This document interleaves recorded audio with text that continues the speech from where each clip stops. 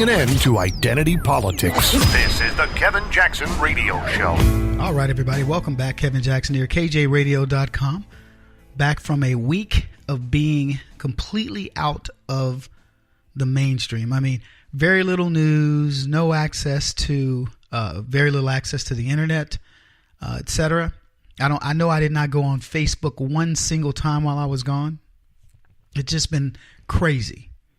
And as much as, and for the record, there were a bunch of us. There were 30 total people there, 3 kiddos, and then the rest of us men, and very accomplished people that had to unplug.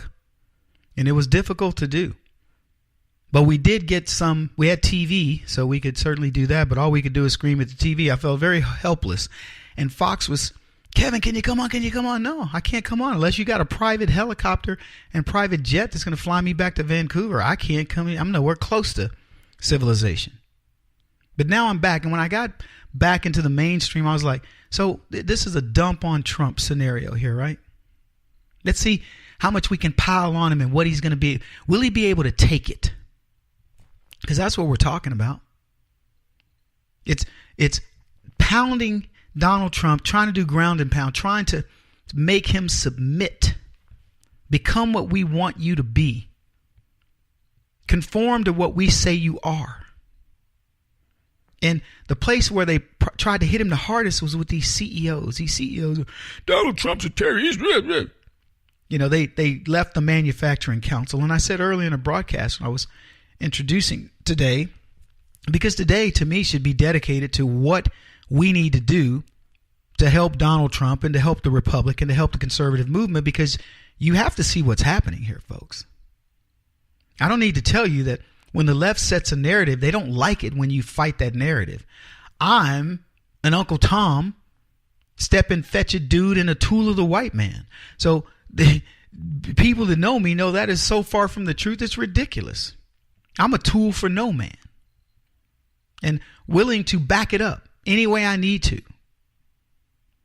But anyway, these CEOs, supposedly they've dumped Donald Trump, leaving the commission and whatever. Go look. Let me tell you what these CEOs are doing.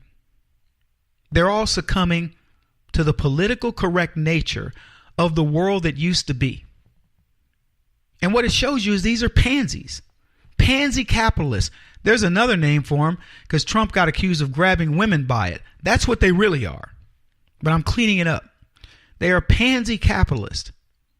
Rainy day people, absolutely overwhelmed when Trump made the offer to have them join the manufacturing, whatever they called it. And now they want to leave it. Why? Because it'll look good. It'll make their corporation feel good or whatever. It's like Roger Goodell with the NFL. We don't have no problem with people doing their freedom of speech and not standing for the national anthem, etc., even while his corporation burns. Why? Because he thinks it's an opportunity right now with this whole Charlottesville thing. That's how distorted Roger Goodell is. On the heels of what was arguably one of the worst NFL rating seasons in a decade. He's right back to saying, no, Kaepernick didn't do anything. I want to side with the players and want to speak out against a country that lets 68, almost 69% of the NFL have young black millionaires. And he says, I want to placate you guys by being down for the cause. He doesn't care about his stockholders. He doesn't care about the fans, the stakeholders, the people who enjoy that sport.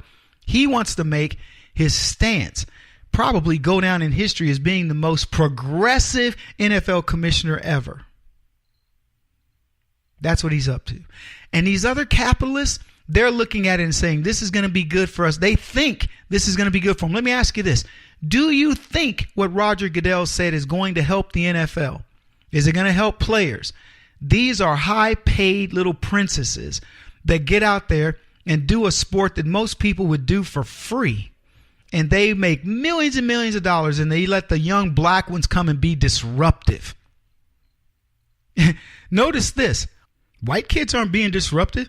Name your sport. Baseball, are they disruptive? Football, hockey, even in a sport that they dominate, hockey, they aren't disruptive. Basketball. What sport do white kids are, and they're going, man, we need to be down for the white folks.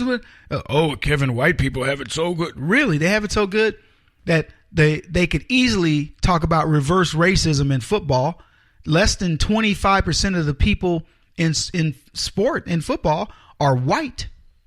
So a group that represents a pretty significant part of the population isn't represented evenly. Black people are represented in 300% more plus in football. Almost, actually 400%. Was it? We're 13% of the population. So what? 13 times 5, that's 65. We are 500 times more represented in football than any other race. So isn't that racism of sorts? So white folks aren't complaining. I don't know what it is in basketball. I know this: Donald Sterling, when he got accused of being a racist, he had 11 of his 12 black players were black. 11 of his 12 players were black. Yeah, one white dude and a half white dude. I think 2 half white guys. So, okay, that may count as another white guy. But you get what I'm saying? They aren't complaining. The white guy on that team, hey, you know what? It ain't enough white people over here. I feel like we're not fairly represented, blah, blah, blah. No, he just plays ball. And then black folks wonder why they don't get employed. Why? What you want? You could be 68%, almost 69% in the NFL, and you still want to take a knee during the national anthem. And the corporate CEOs, these sellouts, every one of them, you should find out who they are that jumped off the manufacturing council, write letters to them, blow up their phones, let them know we do not appreciate what you did. See, these guys don't get much mail. But if they got enough mail from 60 million conservatives saying, I'm never buying your product again. Like the guy from Uber. Oh, are we going to make an announcement that, oh my goodness, we cannot have this type of thing going on in the nation? Whatever. You've been having this type of thing going on in the nation for decades. You've been watching liberal progressives kill black people. You've been watching liberal progressives beat the heck out of conservatives. I'm talking about at every turn, robbing, raping, pillaging.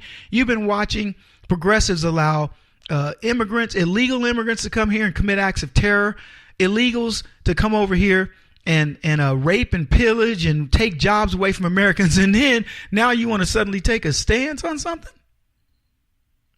We should be boycotting company after company. If we spoke with our money, they would listen. Oh my goodness, would they listen? But we don't. At least not enough. People tell me, Kevin, I really love my football. Let me tell you something. I don't love anything more than I love my freedom. If I said to you, the next choice you make in supporting a leftist will land you in prison, or you could fight for your freedom by disavowing that thing, what would you do? If you had to give up Facebook in order to stay out of prison, would you do it? If you had to give up football or basketball or something else, would you do it? If you couldn't go to a movie ever again in your life and pay for it, you can get it on Netflix or you can get it at home, but you can't go to a movie, what would you do? Would you give up your freedom or would you go to the movies? Because I can answer fast.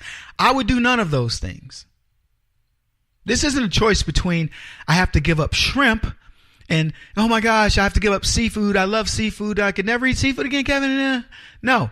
This is a choice between you supporting something that you are absolutely against, and suddenly, and you tell me I can't do that because, my freedom, Kevin, isn't as valuable as me going to a football game. And I beg to differ. I bet you this. I bet you nobody's actually posed that question to you. See, it made it easy for me. When I see leftists and I love so-and-so as an actor, Kevin, I don't know, I just feel like, we got to learn how to set the boundaries. Okay, so you want to go see Matt Damon in a theater. You want to go see Mark Ruffalo, whatever. You want to watch a Michael Moore film, or you want to watch a De Niro or Tom Hanks or whatever. I'm doing none of the sort. These people must feel the angst, what's going on with you. They have to feel it in their wallet. And that's why I keep coming back to these CEOs. Let me tell you something, folks. Donald Trump does not have to beg CEOs to do anything. We have a Fortune 500.